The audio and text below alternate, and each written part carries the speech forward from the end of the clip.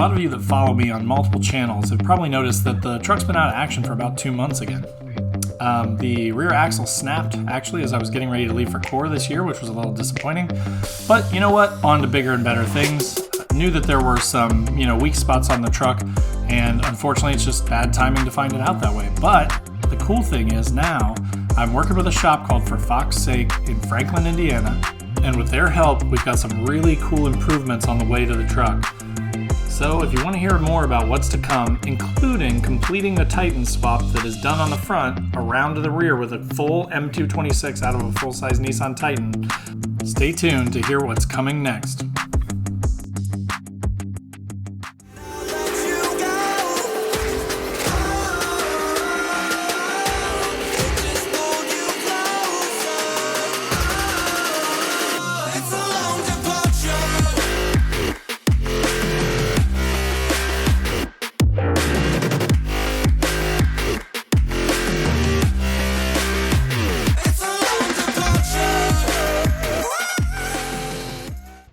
All right, guys, sorry in advance for the wind. It's really windy, but I'm at For Fox's Sake, which is where I'm dropping off the Frontier. Huge shout out to Andy, my buddy, who brought his trailer down from Mishawaka and helped me tow this thing to the south side of Indy. So huge shout out to Andy. Thank you so much.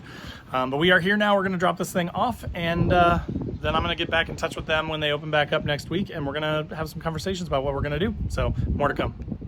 All right, guys, so as you just saw, dropped off the truck. Again, another huge thanks to my buddy Andy for coming all the way down to help me get the truck down to the south side. Super, super helpful, amazing guy. So thank you again, Andy, for that. I really appreciate it. But so let's start by talking a little bit about the shop. So I want to kind of break this episode up into a little bit of talk about the shop, touring the shop, meeting Sean and his team down there. Then a little bit about what's coming for the truck, right? Like what are the modifications that are coming? And I'm going to share some things that have not been shared previously. This will be the first time kind of talking about some of the other mods that are going to be coming once the truck is fixed too. So this winter is going to be a really busy winter with hopefully lots of camping trips and also then lots of modifications coming for the truck, with the hope that by the time that next year rolls around, next spring, more expos coming up in April. I'll put a link in the description down below. If you don't have your tickets for that, there's a coupon code down there. Go down there and get your tickets now before they start to sell out, or they do have some maximums on people that they can have into that place, and it gets more popular every year.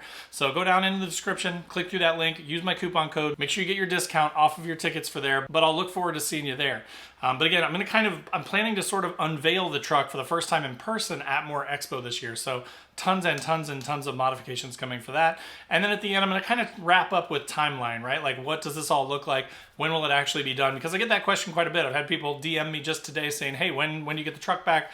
When's it going to be back? What all are you doing? That kind of thing. So I wanted to wrap it all into one sort of like update type episode, and this is it. So starting first with For Fox's Sake. Basically, Cody King, a buddy of mine that I've gone camping with a number of times, he was the one that went with me to Georgia to get the rooftop tent a year and a half or two ago. We've been on a ton of trips together. We've been all over the place, and just a great guy. He actually introduced me to this guy, Sean Fox, the owner of For Fox's Sake. He said, look, this guy's a good dude. He's done stuff on my vehicles. He's helped out a bunch of people. He is on the other side of town from me, so I'm up on the northeast side. He's on the southeast side. But like 40 minutes away, 50 minutes away. It's not a bad trek down there. But it was, a little bit of a trek, but totally worth it. I got down there. I got to actually meet Sean and his team. I'm going to kind of show you what the shop looks like here if you're watching on YouTube, give you a little sneak peek of what their shop looks like. But again, just awesome guys, super knowledgeable. They've done a ton of Jeep stuff. They've done a lot of like off-roading modification stuff and custom fabrication. They've got a lot of specialty machines and stuff down there, so they can do a ton of the fabrication type stuff that I can't do in my garage. So that's kind of why I chose them. So, but again, they've been fantastic. One of the things I do want to say about the shop, because I've talked to a number of shops, right? We've all worked with like mechanics, service centers, dealerships, right? We've all had our experiences with that, and typically it's awful, right? Like communication sucks. You have to call them multiple times to get a call back. And for me, that's a huge problem because I'm kind of in customer service, right? Like I'm in operations / customer service. That's been my background my whole life. And I can't trust someone. If I can't trust you to email me back, I don't really trust you to take my truck for weeks at a time or months at a time and do work to it, right? Because I don't want to be in the dark. Not to say I want a daily update or anything like that, but you know, I just want some communication back and forth so that I can trust and know that everything's kind of going well. And then I also know that they're going to like reach out to me if there's a problem or if they need something or if the, you know, the cost is going to go up, that kind of thing.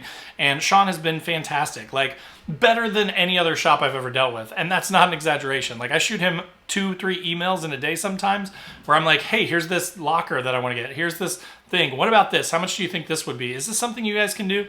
And he just shoots me stuff right back. Now, I only do that like once every week or two, so it's not like I'm multiple times a day hitting him up every day. But, you know, I give him updates on like when the axle was going to arrive at the shop. And he's like, hey, man, thanks, appreciate it. We'll let you know when it gets here, right? And then like 2 days later, he's like, hey, it's here, just so you know. When do you want to come down and kind of tour the shop and talk about plans? So again, communication has been excellent, and that is one of my biggest things. Like that's what makes me feel best about this shop. So the reason I mention that too is because if you're in Indiana or in kind of, you know, the Midwest and you're looking for a trustworthy shop that has a ton of experience in like off-roading and that sort of thing, so far, and I'll update you guys at the end, right, with how this goes, but so far I've been extremely pleased with them, and I just think he's a great dude. He was a lot of fun to hang out with. So, you know, I would recommend their shop at this point right now, right? So again, I can't wait because when it's done, I'm sure that I'll be able to sing their praises even more because I'm super, super excited.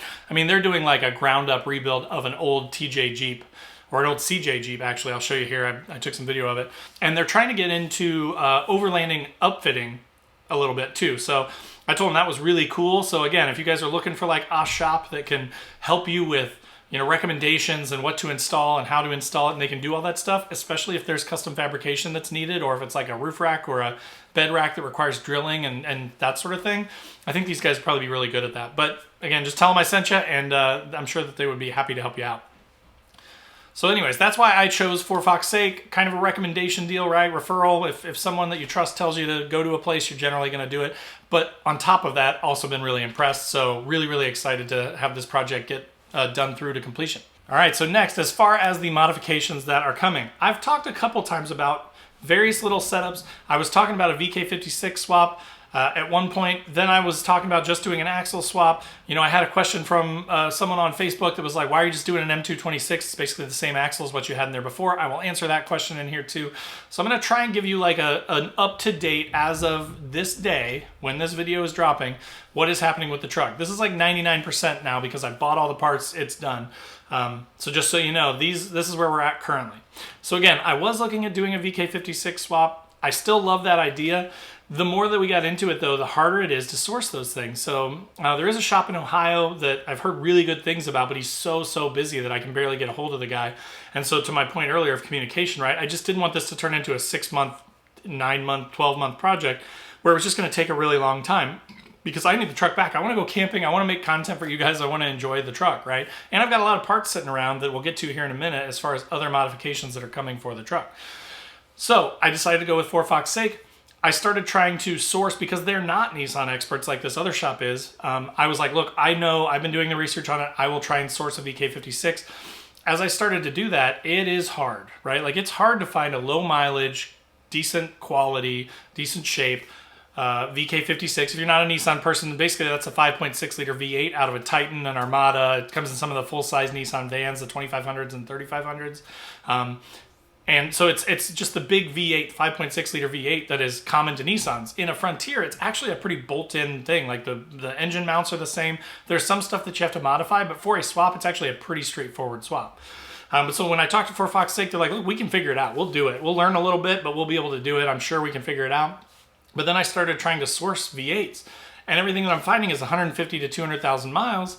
And my engine has 216,000 miles on it and still runs fine. So then I started thinking, like, why am I doing this, right? The whole point originally was if I could get like a 50,000 mile, you know, wrecked Titan V8, that would make sense, right? If I was totally refreshing, I would dump that much money into it. If I was essentially taking the frame and the shell and the build of the truck and just putting a new heart and soul into it with a little bit more power, that would be fantastic, right? But then the more that I've thought about it, the more I'm like, if I'm going to buy another 150, 200,000 mile motor that I don't know the history of, when I know that my motor runs fine and has done, you know, 7,000, 8,000 miles all over the country in the last year, then why mess with it? Why even go through that expenditure to basically swap it with a potentially less reliable motor? The motor has been fine since we fixed the timing chain guides. So anyway, so then after that, I was like, you know what, look, I can save myself some money. If I need to do a swap in the future, then that'll be a thing when the transmission goes someday, which is probably the next thing to go. then I will be looking at some sort of either a lower mileage 4.0 swap, so getting the V6 that's already in it because it's fine, I don't need more power than that.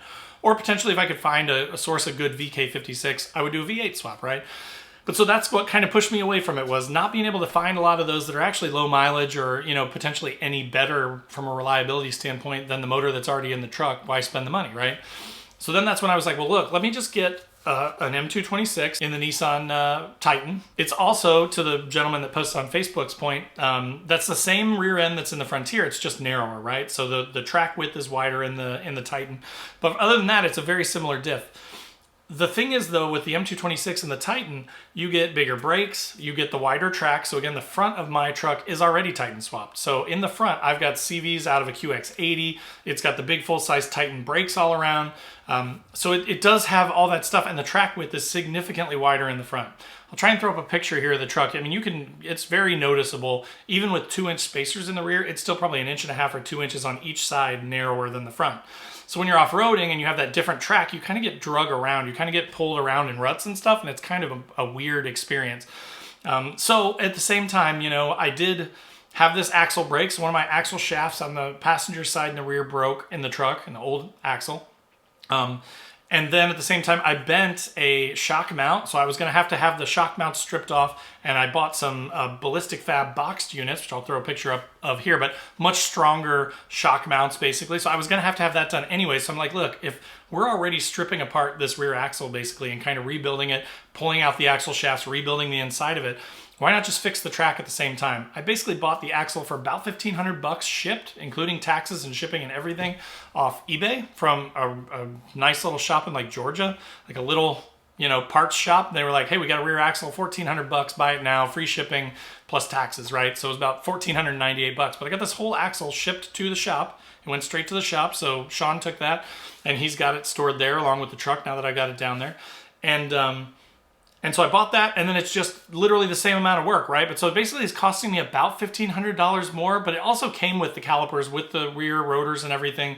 I've got extended stainless steel lines already on the Frontier that we think should fit with some very minimal modification to make the rear brakes work too.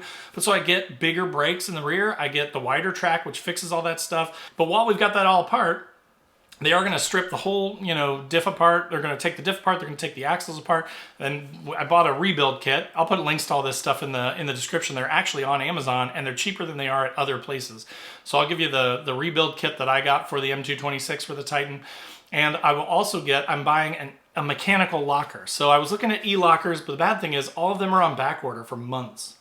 So what I ended up doing, because those are all on back order, is I bought a Yukon Grizzly mechanical locker. So it's basically almost like an LSD, but unlike an LSD with clutches and all that stuff that slips, it's a mechanical locker. So when it detects, you know, wheel spin, then it's going to actually lock those together. It should last longer than an LSD, and it's all sort of automatic, right? I don't have to push any buttons. It's always on. It'll disconnect to allow me to turn and stuff, so I don't have to mess with it. But then at the same time, it will also automatically lock that thing up when I'm going over stuff. Now I've got a winch too. I've got a ton of recovery gear. I go solo a lot, but I don't wheel a lot solo. So I'm not really concerned about it. I feel like it'll be way, way better than an open diff, right? And even better than an LSD, maybe one step below an e-locker, except I'll still have a lot of the benefits, but without having to wire anything or push a button on and off to turn it on and off, it'll always be on. So I'll always have the benefit of that mechanical locker. Even if I don't think that I need it, it'll still be there working in the background. So that's cool. The whole diff is going to be torn apart. Everything's going to be gone through, redone. We're going to remove the leaf perches and remount those, move the shock mounts, and use those ballistic fab boxed units. So when it's all done, it's going to be basically a custom Titan M226 fitted for a Frontier, mounted in place with the big full-size Titan brakes, you know, all that stuff. So there's a ton of benefits. My track width is going to match. It's just going to be a great all-around truck, I think, and pretty bulletproof, aside from the 216,000 mile motor and trans, right? That'll be the next thing to go for sure. But then at that point, I mean, swapping in another 4-liter out of another Frontier or Xterra is not that hard. I mean, it's unplug and replug, right? Like, it's not, I mean, I'm making that sound way simpler than it is. I won't be doing that by myself, but I've got some really mechanically inclined friends, Cody Allison, that will be probably, hopefully, willing to help me with that project whenever that day comes. But hopefully I can get a couple of years out of it. So we'll see. It's only been 1 year since I bought the truck so far, and it's been broken about 4 or 5 months out of the 12, 13 that I've owned it.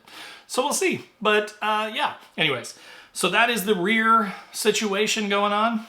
Let me talk really briefly, because this is going long already, about kind of the other modifications that are coming once I get the truck back. So I also have a garage full of parts that I have been acquiring, or that I have, received from various sponsors and things like that I definitely want to bring up, because they're super exciting and I'm really excited to get them on the truck and show them off. So one of those things that I purchased is I did buy a Z1 snorkel kit, and for Fox's sake is actually going to throw that on for me too. So I'm gonna have a snorkel now. So just a nice little thing for water and dust. And I mean, this summer I did a lot of driving, and my air filter was full of dust. So if I can get it up out of the dust a little bit, that helps too. Same with the water crossings and stuff in the UP or down in Kentucky, that kind of thing. So snorkel's going on. Another thing that was really fun about the truck when I bought it is that the key, the Frontiers only have one key lock, and it's on the driver's side door. And that thing never works. Like 1 time out of 1,000, you turn the key and it will unlock the door. So if the battery ever dies, I'm screwed, right? Like I'm literally breaking into my own truck because I can't get the door unlocked. So for Fox's sake is going to take a look at that. They're going to try and fix that door lock cylinder too at the same time, so that my key actually works in the door. I know, crazy, right? Simple little things like that. But so they are working on that as well. Then the other future mod. So I did just buy some wheels. And I will try and throw a picture up here. I got some Steelies again. And if you guys know me, I'll throw a picture of the Xterra up here too. My Xterra had Steelies on it. It's my favorite setup I've ever had. I just love the look of it. So I actually picked up these FJ Cruiser Steelies, because one thing, Nissan people, the stock Frontiers and Xterras are 6x114.3 wheel lug patterns. The Titan, though, is 6x139.7, aka Toyota, Chevy, some other makes wheel lug pattern, but it's a different wheel bolt pattern than a stock Frontier or a stock Xterra. The FJ Cruisers are 6x139.7. The Forerunners, a lot of the Toyotas are 6x139.7. So I found a gentleman locally who was selling 5 Steelies that he took off of his FJ Cruiser when he replaced the wheels. He took them and had them cleaned up and re-powder coated, and then he stored them. So I got a great deal on these things locally and got 5 18-inch black powder coated, basically brand new FJ Steelies, and I'm going to put some tires on those, and that's probably going to be my new setup. So I'm excited for that. So keep your eyes open. Make sure you subscribe to see the future look of the truck, because I'm really excited. I think it's going to look rad with those new wheels. So that's coming. On top of that, I've also got, I met last year at Moore Expo, the guys from Extrusion Overland. They make these amazing bed racks, like all extrusion based, so you can basically mount stuff almost wherever you want. Like the opportunities are endless for where you can mount stuff. So I'm working with them to get a bed rack for the Frontier. They do make them for the Frontiers. So if you're looking for a really cool, really good, really flexible, super customizable bed rack, stay tuned, because I'm going to be showing off the extrusion one once I get the truck back. The plan is to start to get that on. I'm going to have to redo the whole truck, right? I've got a ton of things I'm going to have to do to the truck, and that is one of them that is coming. The extrusion bed rack will be going on. So more to come on that, stay tuned, but I will show you that in the near future. There'll be a whole episode about it, probably talking about how flexible it is and how easy or hard it was to install the thing. So that's coming. On top of that then, Otzi, the folks from Otzi, who I have one of their fire pits, and it is an awesome little fold flat, super lightweight fire pit, probably one of my favorite fire pits that I own. They were gracious enough, they just released like a month or 2 ago this new thing called the Mod Rack system, which is for your spare tire. So I have a 5th spare tire on swing out on the back of my truck, which is unutilized space, right? I've had that truck for a year, I've wheeled it pretty hard, and I've never had to change a tire. You may need to, so there is one downside to this, which is if you mount a bunch of stuff to your spare tire, and then you need to use the spare tire, you're gonna have to remove all that stuff, right? It is easy to remove and stuff, but again, after a year of doing that, I've never needed a spare. I've actually only one time ever in the last 5 years had to change out a tire, and it's because I pulled a valve stem on my Xterra. So anyways, this thing is really cool. It has a panel that goes over your spare that you can attach a trash can to. So they have their own Trasharoo style trash bag that mounts in a proprietary way on their mod rack system. And then it's got some flat panels that you can strap to it to attach tools to, like axes or shovels. So a lot of that stuff that you may want outside of the vehicle that get dirty, that get rained on, that get muddy, that kind of thing, like shovels, axes, that stuff can be mounted to it. Roto packs can be mounted to it. So there's a ton of customizability and flexibility in this mod rack system. And so they were, again, gracious enough to send me that. So as soon as I have the truck all set up again, that thing is going on there. I will also do an unboxing on that to kind of show you what comes with that and how it works, but it's pretty universal. So it doesn't just have to be for a Frontier. Anybody with a rear mounted tire, you can use this system. So anyways, that is coming as well. And then on top of that, there's just so many cool things. BioLite, you know, I have worked with them a few times in the past. They have this new 1500 watt hour power bank. I do have a dual battery system, so I don't really need the 1500 watt hour thing, but I probably will use it as like a all-in-one enclosed, like charge all my stuff, keep all my camera gear going, keep my tent powered, all that stuff in the back, versus having to use my dual battery, just so I don't even have to worry about it, right? So, but that thing is an amazing piece of gear. So more to come on that. I'll be showing it for sure. And it may eventually become like a, you know, a lighter weight, agile car camping type of thing. If I don't take the truck sometimes on a trip, that may go. So anyways, lots and lots of stuff to come. So let's finish up real quick here with timeline. So what does this timeline look like, right? So it is currently, at the time of recording this video, a week before Thanksgiving. When this video comes out will probably be next weekend, so after Thanksgiving, the weekend after Thanksgiving. I'm kind of hopeful that, and this is all speculation, but based on the timeline that the shop gave me, I'm thinking by like maybe the second week in December, or at least by Christmas, the truck should be done and back in my hands. So again, really cool stuff coming. Then I'm a big winter camper, so there'll be lots of trip videos and stuff once I get the truck back and it is going again. So I'm gonna try and get out as much as possible, show off the truck, test out the truck, do some walkarounds on it again to show you the full thing. It's been a while since I've done one of those. So again, there's gonna be a lot of changes coming. So if you are a Frontier person, guy, girl, and you're looking for a channel again with Frontier stuff, now that it will be all fixed again, there's gonna be tons and tons of Frontier content coming for you guys and girls. So stay tuned for that. So hopefully by middle or end of December, that'll all be done. And then in January, I'm gonna be out camping. I'm planning to go to Illinois, to Wisconsin, probably down to Kentucky a time or two. So there are a ton of trips coming up. And then next year, I don't want to spoil the surprise, but there are some big trips, some big out-of-country trips that may be coming up that are in the works. Now, I'm not 100% sure on them. I got to figure out a bunch of stuff with work and stuff, but there could be some really epic Frontier off-roading action, perhaps north of the border, if that makes sense. So anyways, we're working on it. But I hope that that was interesting for you. I hope that that's a good update on things that are to come for the channel and for the truck. So stay tuned. Again, if you are a Nissan person, if you're a Frontier person, particularly, I'd love to have you subscribe because there's going to be a ton of content coming to that. If you're looking for a really modified, tons of cool modifications and gear stuff, overlanding style build, more to come on that for sure. So again, thank you so much for watching. Thanks for listening. If you're listening on the podcast, I really appreciate you guys. You're all awesome. All the messages that I get all the time are amazing, and I love hearing from you guys. So thank you so much for that. If you're not already, look in the description down below. Again, tickets to more Expo are down there.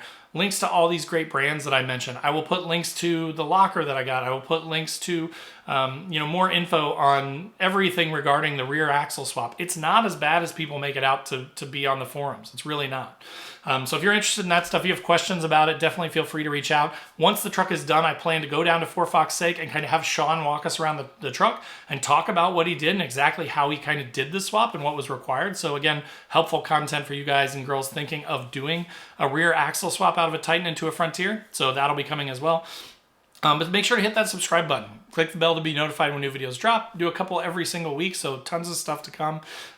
Also links to Facebook, Instagram, TikTok, Patreon. We've got a Patreon page. We've got a Discord. We all kind of hang out and chat in that 24/7. And it's just been great. It's a really great little community that we're trying to grow up, so I'd love to have you over there. And then last but not least, there's the Newbie Overlanders page. Totally free to join on Facebook. Almost 11,000 members at the time of recording this thing. Just started it earlier this year, so it's been really great. And we're just kicking out anybody that's a jerk and just letting people that are, legitimately want to ask questions, newer folks that want to learn, come in and have a great place with some helpful, more experienced people to help them that aren't going to poop all over them, right? So anyways, I'd love to have you in any of those channels you want to hang out in, so come hang out. But thanks again for watching. Thanks for listening, and we'll see you guys next week.